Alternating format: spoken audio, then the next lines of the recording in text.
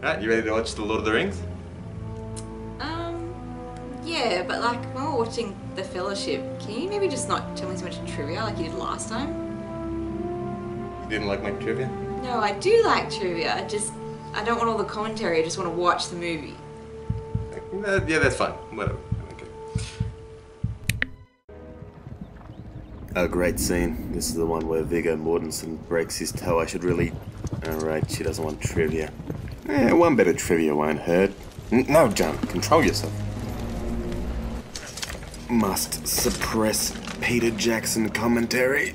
And he didn't say anything to us, but we found out that Viggo had actually broken 2 toes with that last kick. Just because I'm watching Lord of the Rings doesn't mean I have to bring up the director's commentary. I can't believe she doesn't want this commentary. Come on, John, you can do it. Hold on, just hold on. Of course, you know, there's takes of actually the moment that Viggo breaks his toes is there on the screen. Yeah, hi. Yeah, I need an ambulance. I think my husband's just passed out. Lord of the Rings. Yep, he's just, you know the scene. Yep, that one where he like actually breaks his toe. Yep.